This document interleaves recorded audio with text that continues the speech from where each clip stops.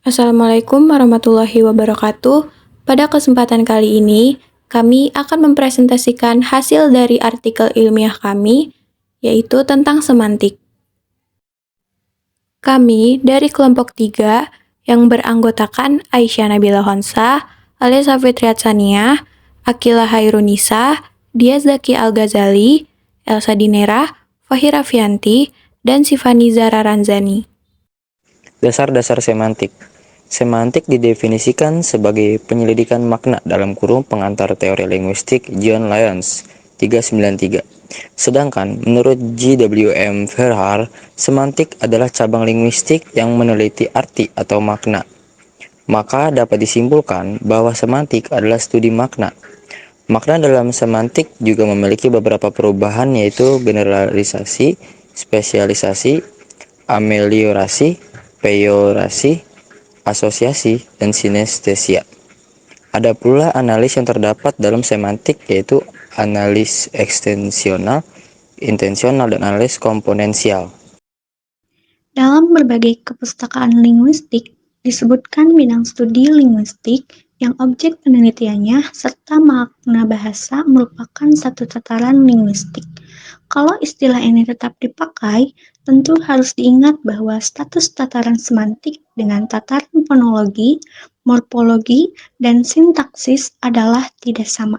Sebab secara hierarkal, satuan bahasa yang disebut wacana dibangun oleh kalimat, satuan kalimat dibangun oleh klausa, satuan klausa dibangun oleh frase, satuan frase dibangun oleh kata, sedangkan satuan kata dibangun oleh morfem, satuan morfem dibangun oleh penom, dan akhirnya satuan penom dibangun oleh fon atau bunyi. Semantik dengan objeknya, yakni makna, berada di seluruh atau di semua tataran yang bangun-membangun ini. Makna berada di dalam tataran fonologi, morfologi, dan sintaksis. Oleh karena itu, penamaan tataran untuk semantik agak kurang tepat, sebab dia bukan tataran dalam arti unsur pembangun satuan lain yang lebih besar, melainkan merupakan unsur yang berada pada semua tataran itu. Meskipun sifat kehadirannya pada tiap tataran itu tidak sama. Oleh karena itu pula, barangkali para linguistik strukturalis tidak begitu peduli dengan masalah makna ini, karena dianggap tidak termasuk atau menjadi tataran yang sederajat dengan tataran yang membangun ini. Mode penelitian. Penelitian ini menggunakan pendekatan semantik leksikal. Semantik leksikal memerhatikan makna yang terdapat di dalam kata sebagai satuan mandiri. Dengan demikian, semantik leksikal mengkaji makna yang terdapat dalam kata. Leksikal adalah bentuk adjektif yang diturunkan dari bentuk nominal leksikon. Vocabulary, kosakata, pembendahan kata. Satuan dari leksikon adalah leksem, yaitu satuan kata yang bermakna. Kair 2002 60 dari Wahab 1995. Selanjutnya ada pengertian semantik. Kata semantik sebenarnya merupakan istilah teknis yang mengacu pada studi tentang makna. Semantik dalam bahasa Indonesia berasal dari bahasa Yunani, yaitu sema atau kata benda yang berarti tanda atau lambang. Yang dimaksud tanda atau lambang di sini adalah tanda-tanda linguistik, yaitu komponen yang menggantikan yang berwujud bunyi bahasa dan komponen yang diartikan atau makna dari komponen pertama. Sedangkan yang ditandai atau dilambangkan adalah sesuatu yang berada di luar bahasa atau yang lazim disebut sebagai referen atau acuan atau hal yang ditunjuk. Jadi, semantik adalah ilmu yang mempelajari hubungan antara tanda-tanda linguistik dengan hal-hal yang ditandainya. Jenis makna. Yang pertama ada makna leksikal, gramatikal, dan kontekstual. Yang kedua makna referensial dan non-referensial. Yang ketiga makna denotatif dan makna konotatif. Yang keempat makna konseptual dan makna asosiatif. Yang kelima makna kata dan makna istilah. Yang keenam makna idiom dan peribahasa. Baik, izin melanjutkan. Yang selanjutnya ada jenis-jenis semantik, terdiri dari 3, yaitu semantik leksikal, semantik gramatikal, dan semantik kalimat. Semantik leksikal merupakan jenis semantik yang objek penelitiannya adalah leksikon dari suatu bahasa. Semantik leksikal menyangkut makna leksikal, yakni makna yang dimiliki atau yang terdapat pada leksem, meski tidak ada konteks apapun. Contohnya yaitu leksem buaya atau buaya bermakna sejenis binatang melata. Leksikal merupakan makna yang sebenarnya.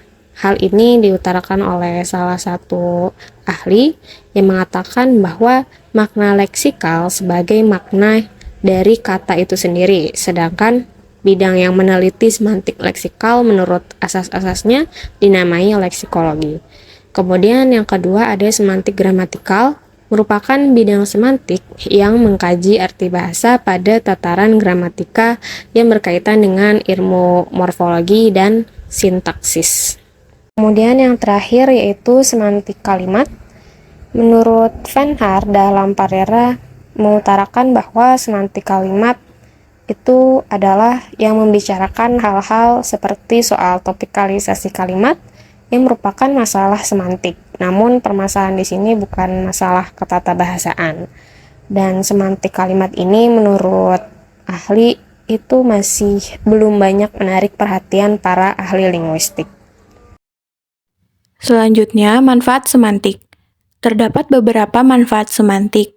Yang pertama yaitu bagi mereka yang berkecimpung dalam penelitian bahasa. Seperti mereka yang belajar di Fakultas Sastra, pengetahuan semantik akan banyak memberi bekal teoretis kepadanya untuk dapat menganalisis bahasa atau bahasa-bahasa yang sedang dipelajarinya.